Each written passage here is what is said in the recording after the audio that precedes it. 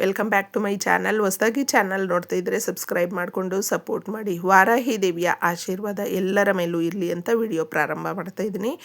ಭಾನುವಾರ ಅಂದ ತಕ್ಷಣ ನಮಗೆ ನೆನಪಾಗುವಂಥದ್ದು ಒಂದು ಅಮಾವಾಸ್ಯೆಗೆ ಸಮನಾದಂಥ ದಿನ ಅಂತ ಹೇಳ್ತೀವಿ. ಆದರೆ ಈ ದಿನ ಅಷ್ಟಮಿ ತಿಥಿ ಕೂಡ ಇರೋದರಿಂದ ತಪ್ಪದೆ ನೋಡಿ. ಅಷ್ಟಮಿ ಅಂದರೆ ಕಾಲಭೈರವನಿಗೆ ತುಂಬ ಇಷ್ಟವಾಗುವಂಥ ಶಕ್ತಿದಾಯಕವಾದ ದಿನ. ಹಾಗೂ ದುರ್ಗಾದೇವಿಗೆ, ಶ್ರೀ ಮಹಾಲಕ್ಷ್ಮಿಗೆ, ವಾರಾಹಿ ದೇವಿಗೆ ಎಲ್ರಿಗೂ ಕೂಡ ಇಷ್ಟಪಡುವಂಥ ಶಕ್ತಿ ಹೊಂದಿರುವಂಥ ಈ ದಿನ ಅಪಾರವಾದಂಥ ಶಕ್ತಿ ಇರುತ್ತೆ ದೇವತೆಗಳಲ್ಲಿ.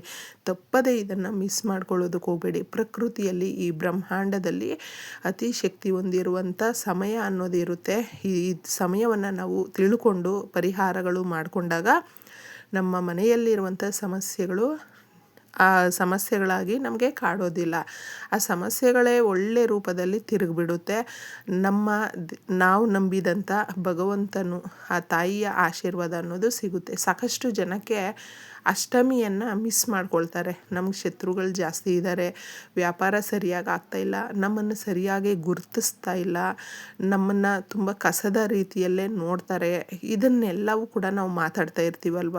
ಈ ರೀತಿಯ ದಿನಗಳನ್ನು ಕಾದ್ಕೊಂಡು ನೀವು ಪರಿಹಾರಗಳು ಮಾಡ್ಕೊಳ್ಳಿ.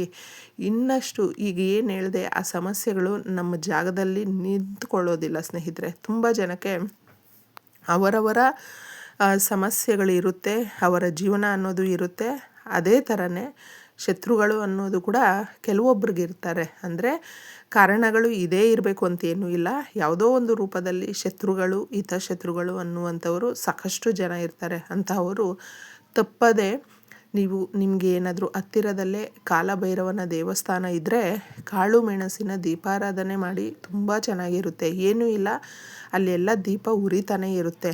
ಸ್ವಲ್ಪ ಎಣ್ಣೆ ಹಾಗೂ ನೀವು ಕಾಳು ಮೆಣಸನ್ನು ತಗೊಂಡೋಗಿದ್ದೆ ದೀಪಕ್ಕೆ ಎಣ್ಣೆ ಹಾಕಿ, ತದನಂತರ ಕಾಳು ಮೆಣಸನ್ನು ಕೈಯಲ್ಲಿಟ್ಕೊಂಡು ಸಂಕಲ್ಪ ಮಾಡಿಕೊಂಡು ನಮಗಿರುವಂಥ ಶತ್ರುಗಳಿಂದ ಯಾವುದೇ ರೀತಿಯಾದಂಥ ಸಮಸ್ಯೆಗಳು ನಮಗೆ ಬಾರದೇ ಇರಲಿ ಅಂತಂದ್ಬಿಟ್ಟು ಕೇಳಿಕೊಂಡು ನೀವು ಅದಕ್ಕೆ ಹಾಕ್ಬಿಟ್ಟು ಬನ್ನಿ. ನೋಡಿ, ಬರೀ ಶತ್ರುಗಳಿಂದ ತಪ್ಪಿಸ್ಕೊಳ್ಳೋದಲ್ಲ, ನಿಮ್ಮ ಜೀವನದಲ್ಲೇ ನೀವು ಏನು ಹೋರಾಡ್ತಾ ಇರ್ತೀರ ಕಷ್ಟಗಳಿಂದ, ಆ ಕಷ್ಟಗಳಿಂದ ಕೂಡ ಮುಕ್ತಿ ಸಿಗುತ್ತೆ. ಸಾಕಷ್ಟು ಜನಕ್ಕೆ ಇದರಿಂದ ಒಳ್ಳೆ ರಿಸಲ್ಟ್ ಕೂಡ ಬರ್ತಾ ಇದೆ. ನೀವು ಮಾಡ್ಕೊಳ್ಬೇಕು ಅಷ್ಟೇ ಸ್ನೇಹಿತರೆ. ಇನ್ನು ತಪ್ಪದೆ ನಾವು ಕೂಷ್ಮಾಂಡ ದೀಪವನ್ನು ಕೂಡ ಹಚ್ಚಬಹುದು. ಕೆಲವೊಬ್ಬರು ಏನು ಮಾಡ್ತಾರೆ ಅಂದರೆ ದೇವಸ್ಥಾನಗಳ ಹತ್ತಿರ ನಾವು ನೀಟಾಗಿ ಇಟ್ಕೊಳ್ಬೇಕು, ಆದರೆ ಅದನ್ನೆಲ್ಲವೂ ಕೂಡ ಗಮನಿಸೋದಿಲ್ಲ. ಮಾಡಬೇಕಷ್ಟೇ ಅಂತ ಅಂದ್ಕೊಳ್ತಾರೆ. ಎಲ್ಲರೂ ಒಂದ್ರ ಮೇಲೆ ಒಂದು, ಇಲ್ಲಾಂದರೆ ಒಬ್ರು ಹಚ್ಬಿಟ್ಟು ಬಂದಿರ್ತಾರೆ, ಅದನ್ನು ಮತ್ತೆ ಕಾಲಲ್ಲಿ ತಳ್ಳೋದೋ ಇಲ್ಲಾಂದರೆ ಬಿಸಾಕೋದೋ ಏನೋ ಒಂದು ಮಾಡಿಬಿಟ್ಟು ಆ ಜಾಗ ಮತ್ತೆ ನಾವು ಮಾಡ್ಕೊಳ್ಳೋದು, ಈ ಥರ ಎಲ್ಲ ಮಾಡೋದಕ್ಕೆ ಹೋಗ್ಬಿಡ್ತಾರೆ. ದಯವಿಟ್ಟು ಈ ಥರ ಎಲ್ಲ ಏನು ಮಾಡೋದಕ್ಕೆ ಹೋಗಬೇಡಿ. ಆ ಕಡೆ ಎಲ್ಲ ತುಂಬಿಸ್ಬಿಟ್ಟಿದ್ದಾರೆ ಅಂದರೂ ಕೂಡ ನಾವು ಆ ದೀಪಾರಾಧನೆ ಮಾಡದೇ ಇದ್ದರೂ ಪರವಾಗಿಲ್ಲ, ನಂಬಿಕೆಯಿಂದ ಕೈ ಎತ್ತಿ ಮುಗಿದು ಕೇಳಿಕೊಂಡು ಈ ಕಷ್ಟಗಳಿಂದ ನಮ್ಮನ್ನು ಪಾರು ಮಾಡು ತಂದೆ ಅಂತ ಕೇಳ್ಕೊಂಡು ಬಂದರೂ ಸಾಕಾಗುತ್ತೆ. ನಾವು ನಮ್ಮ ಮನೆ ಎಷ್ಟು ಶುದ್ಧವಾಗಿಟ್ಕೊಂಡು ಇಟ್ಕೊಂಡಿರ್ತೀವೋ ದೇವಸ್ಥಾನಗಳನ್ನು ಕೂಡ ನಾವು ಅದೇ ರೀತಿ ಇಟ್ಕೊಂಡಿರಬೇಕು ಸ್ನೇಹಿತರೆ. ಈ ಕೆಲಸವನ್ನು ನೀವು ಮಾಡಬಹುದು. ಮತ್ತು ಈ ದಿನ ಅಷ್ಟಮಿ ತಿಥಿ ಅಂತ ಹೇಳಿದೆ ಅಲ್ವಾ, ಅಷ್ಟ ಕಷ್ಟಗಳನ್ನು ನಿವಾರಿಸಿಕೊಳ್ಳೋದಕ್ಕೆ ವಾರಾಹಿ ದೇವಿಯ ಅತಿ ಶಕ್ತಿ ಹೊಂದಿರುವಂಥ ದಿನ ಅಂತ ಕೂಡ ಈ ದಿನ ಹೇಳಿದೆ. ದುರ್ಗಾದೇವಿಗೆ ತುಂಬ ಪ್ರೀತಿಕರವಾದ ದಿನ. ಏನು ಮಾಡ್ಕೊಳ್ಳೋದಕ್ಕಾಗಲಿಲ್ಲ ಅಂತ ಹೇಳಿದ್ರು ಈ ಸಣ್ಣ ಪರಿಹಾರ, ನಮ್ಮ ಅಡುಗೆ ಮನೆಯಲ್ಲೇ ಇರುವಂಥ ಈ ವಸ್ತುಗಳನ್ನು ತಗೊಂಡಿದ್ದೆ. ಈ ಪರಿಹಾರವನ್ನು ಯಾರು ಮಾಡ್ಕೊಳ್ತಾರೋ ಅವರ ಜೀವನ ಬಹಳ ಸುಂದರವಾಗಿರುತ್ತೆ, ತುಂಬ ಚೆನ್ನಾಗಿರುತ್ತೆ. ಯಾಕಂದರೆ ನಮಗೆ ಯಾವುದೇ ರೀತಿಯಾದಂಥ ಸಮಸ್ಯೆಗಳು ಬರಬಹುದು, ಆದರೆ ಆ ಬರುವಂಥ ಸಮಸ್ಯೆಗಳನ್ನು ಧೈರ್ಯದಿಂದ ನಾವು ಎದುರಿಸೋದಕ್ಕೆ ನಮಗೆ ಒಂದು ಆತ್ಮಸ್ಥೈರ್ಯ ಅನ್ನೋದು ಬೇಕು, ಭಗವಂತನ ಆಶೀರ್ವಾದ ಅನ್ನೋದು ಬೇಕಲ್ವಾ. ಅದಕ್ಕೋಸ್ಕರ ಶುದ್ಧವಾದಂಥ ಗಾಜಿನ ಲೋಟದಲ್ಲಿ ನೀರನ್ನು ತಗೊಳ್ಳಿ. ಈ ಪರಿಹಾರ ಬಂದು ನೀವು ಸಂಜೆಯ ಮೇಲೆ ಮಾಡ್ಕೊಳ್ಳಿ. ರಾತ್ರಿಗೆ ಮಾಡಿಕೊಂಡ್ರೂ ಕೂಡ ತುಂಬ ಉತ್ತಮವಾಗಿರುತ್ತೆ. ಯಾಕಂದರೆ ರಾತ್ರಿ ಮಾಡಿಕೊಳ್ಳುವಂಥ ಪರಿಹಾರಗಳು ನಮ್ಮ ಈ ಪ್ರಕೃತಿಯಲ್ಲಿ ಸಂಜೆ ಆಗ್ತಾ ಎಲ್ಲವೂ ಕೂಡ ಸಮಾಧಾನವಾಗಿ ಶಾಂತವಾಗಿ ಇರುತ್ತೆ. ಆ ಸಮಯದಲ್ಲಿ ನಾವು ಭಗವಂತನಿಗೆ ಹತ್ತಿರ ಆಗೋದಕ್ಕೆ ತುಂಬಾ ಒಳ್ಳೆಯ ಸಮಯ ಅಂತ ಹೇಳಬಹುದು. ಅದಕ್ಕೆ ನಿಮ್ಮ ಎಲ್ಲ ರೀತಿಯ ಕೆಲಸ ಕಾರ್ಯಗಳನ್ನು ಮುಗಿಸ್ಕೊಂಡು ತದನಂತರ ರಾತ್ರಿ ಮಲಗುವಾಗ ಮಾಡಿಕೊಂಡ್ರೂ ಕೂಡ ಉತ್ತಮವಾಗೇ ಇರುತ್ತೆ. ಇದಕ್ಕೆ ನಮಗೆ ಶುದ್ಧವಾದಂಥ ನೀರು, ಸಾಸುವೆ, ಪಚ್ಚ ಕರ್ಪೂರ ಇದ್ದರೆ ತಗೊಳ್ಳಿ, ಇಲ್ಲಾಂದರೆ ಸಾಧಾರಣವಾದಂಥ ಕರ್ಪೂರವನ್ನೇ ತಗೊಳ್ಳಿ, ಸಾಸುವೆಯನ್ನು ತಗೊಳ್ಳಿ ಹಾಗೂ ಅರಿಶಿಣವನ್ನು ತಗೊಳ್ಳಿ. ಕೊಬ್ಬರಿ ಎಣ್ಣೆ ಒಂದು ಚಿಕ್ಕ ಸ್ಪೂನಷ್ಟು ಬೇಕಾಗುತ್ತೆ, ತಗೊಳ್ಳಿ. ಇಷ್ಟು ವಸ್ತುಗಳನ್ನು ನಾವು ಈ ಪರಿಹಾರಕ್ಕಾಗಿ ತಗೊಳ್ತಾ ಇದ್ದೀವಿ. ಸಾಕಷ್ಟು ಜನಕ್ಕೆ ಈಗ ಯಾರನ್ನೇ ಕೇಳಿದ್ರು ಕೂಡ ದುಡ್ಡು ಕಾಸಿನ ಸಮಸ್ಯೆಗಳಿಂದ ತುಂಬ ಒದ್ದಾಡ್ತಾ ಇರ್ತಾರೆ. ಅದರಿಂದ ಹೊರಗೆ ಬರಬೇಕು, ಸಾಲ ತೀರಿಸಬೇಕು, ಅಥವಾ ನಾವು ಸಾಲ ಕೊಟ್ಟಿರುವಂಥದ್ದು ವಾಪಸ್ ಬರಬೇಕು, ಈ ರೀತಿ ನಾವು ಕೇಳ್ಕೊಳ್ತಾ ಇರ್ತೀವಿ. ಹಾಗೂ ಆದಾಯ ಹೆಚ್ಚಾಗಬೇಕು.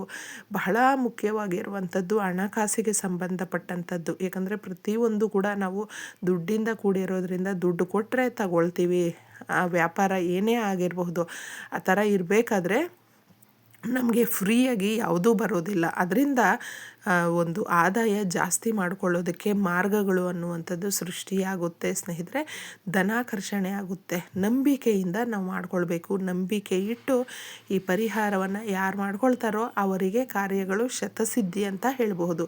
ಇಷ್ಟು ವಸ್ತುಗಳನ್ನು ನೀವು ಮೊದಲಿಗೆ ನೀರಲ್ಲಿ ಹಾಕಬೇಕು ಸ್ನೇಹಿತರೆ. ಆ ಶುದ್ಧವಾದಂಥ ಗಾಜಿನ ಲೋಟ ತಗೊಂಡು ನೀರು ಎತ್ಕೊಂಡಿರ್ತೀರಲ್ವ, ತುಂಬಿಸ್ಕೊಳ್ಳೋದಕ್ಕೆ ಹೋಗಬೇಡಿ. ಅದರಲ್ಲಿ ಸ್ವಲ್ಪ ಸಾಸಿವೆಯನ್ನು ಹಾಕಿ ಹಾಗೂ ಕಲ್ಲುಪ್ಪನ್ನು ಹಾಕಬೇಕು. ಕಲ್ಲುಪ್ಪು ಅನ್ನುವಂಥದ್ದು ನಮ್ಮ ಮನೆಯಲ್ಲಿರುವಂಥ ಯಾವುದೇ ರೀತಿಯ ಸಮಸ್ಯೆಗಳನ್ನು ಬಗೆಹರಿಸೋದಕ್ಕೆ ಸಹಾಯವನ್ನು ಮಾಡುವಂಥದ್ದು. ಹಾಗೂ ಶತ್ರುಗಳು, ಹಿತಶತ್ರುಗಳಿಂದ ದೂರ ಮಾಡೋದಕ್ಕೆ ಅಂತಲೇ ಸಾಸಿವೆಯ ಪ್ರಭಾವ ಬೀರುತ್ತೆ. ಮಾಡ್ಕೊಂಡು ನೋಡಿ. ಸ್ವಲ್ಪ ಸಾಸಿವೆಯನ್ನು ಹಾಕಿ ಹಾಗೂ ಕರ್ಪೂರವನ್ನು ಸ್ವಲ್ಪ ಹಾಕಬೇಕಾಗುತ್ತೆ. ಹಾಗೂ ಮುಖ್ಯವಾಗಿ ನಮಗೆ ಗುರುಬಲ ಅನ್ನುವಂಥದ್ದು ಬೇಕು. ಅರಿಶಿಣವನ್ನು 1 ಸ್ಪೂನಷ್ಟು ಹಾಕಿ, ಕೊಬ್ಬರಿ ಎಣ್ಣೆಯನ್ನು 1 ಸ್ಪೂನಷ್ಟು ಹಾಕಬೇಕು. ಇಷ್ಟು ವಸ್ತುಗಳನ್ನು ನಾವು ಈ ಗಾಜಿನ ಲೋಟದಲ್ಲಿ ಹಾಕಿಬಿಟ್ಟು ತದನಂತರ ಗಟ್ಟಿಯಾಗಿ ನಮ್ಮ ಕೈಯಲ್ಲಿ ಇದನ್ನು ಇಟ್ಕೊಂಡು ಸಂಕಲ್ಪ ಮಾಡಿಕೊಂಡು ಕೇಳ್ಕೊಳ್ಬೇಕು ನಂಬಿಕೆಯಿಂದ. ತದನಂತರ ಇದನ್ನು ನಾವು ಏನು ಮಾಡಬೇಕು ಅಂತ ಹೇಳಿದ್ರೆ, ನೀಟಾಗಿ ತಗೊಂಡೋಗಿದೆ ನಮ್ಮ ಅಡುಗೆ ಮನೆಯಲ್ಲಿ ಇಡಬೇಕು. ಎಲ್ಲಿಡಬೇಕು ಅಂತ ಹೇಳಿದ್ರೆ, ಅದನ್ನು ನಾವು ಇಟ್ಟ ಮೇಲೆ ನಮ್ಮ ಕಣ್ಣಿಗೂ ಕೂಡ ಕಾಣಿಸ್ಬಾರ್ದು. ಬೇರೆಯವರು ಸಡನ್ನಾಗಿ ಬಂದು ನೋಡಿದ್ರೂ ಕೂಡ ಅದು ಕಾಣಿಸ್ಬಾರ್ದು. ಆ ರೀತಿ ನೀವು ಇಡಬೇಕಾಗುತ್ತೆ. ಕ್ಲೀನಾಗಿರುವಂಥ ಜಾಗದಲ್ಲಿ, ನಮ್ಮ ಕಣ್ಣಿಗೆ ಕಾಣಿಸ್ದೇ ಇರುವಂಥ ಜಾಗದಲ್ಲಿ ನೀವು ಇದನ್ನು ರಾತ್ರಿ ಇಟ್ಟಾಗ ಆ ರಾತ್ರಿ ಪೂರ್ತಿ ನಿಮ್ಮ ಕೋರಿಕೆಗಳು ನೀವು ಕೇಳ್ಕೊಂಡಿರ್ತೀರಲ್ವ, ನಿಮ್ಮ ಸಮಸ್ಯೆಗಳನ್ನು ಹೇಳ್ಕೊಂಡಿರ್ತೀರಲ್ವ, ಅದು ಕೆಲಸ ಮಾಡೋದಕ್ಕೆ ಪ್ರಾರಂಭ ಮಾಡುತ್ತೆ ರಾತ್ರಿ. ತದನಂತರ ಇದನ್ನು ನೀವು ನೀಟಾಗಿ ಬೆಳಗ್ಗೆ ಎದ್ದ ಮೇಲೆ ಮಾರನೆಯ ದಿನ ತಗೊಂಡೋಗಿದ್ದೆ ನಿಮ್ಮ ಅಕ್ಕಪಕ್ಕದಲ್ಲಿ ಎಲ್ಲಾದರೂ ಚರಂಡಿಗಳು ಇದ್ದರೆ ಆ ಚರಂಡಿಗಳಿಗೆ ಇದನ್ನು ಚೆಲ್ಲಬೇಕು. ಚೆಲ್ಲಿಬಿಟ್ಟು ಏನು ಮಾಡಬೇಕು ಅಂದರೆ, ನೀವು ಕೈ ಕಾಲು ಮುಖ ತೊಳ್ಕೊಳ್ಳೋದಕ್ಕೆ ಹೊರ್ಗಡೆನೇ ಏನಾದರೂ ಒಂದು ಇಟ್ಟಿರಬೇಕು ಸ್ನೇಹಿತರೆ. ಈ ಕೆಲಸಗಳನ್ನು ನಾವು ಮಾಡಿದ್ಮೇಲೆ ಡೈರೆಕ್ಟಾಗಿ ಒಳಗಡೆ ಬರಬಾರ್ದು. ಕೈ ಕಾಲು ಮುಖ ತೊಳ್ಕೊಂಡು ಸೀದಾ ಮನೆ ಒಳಗಡೆ ಬನ್ನಿ, ಚೆನ್ನಾಗಿರುತ್ತೆ.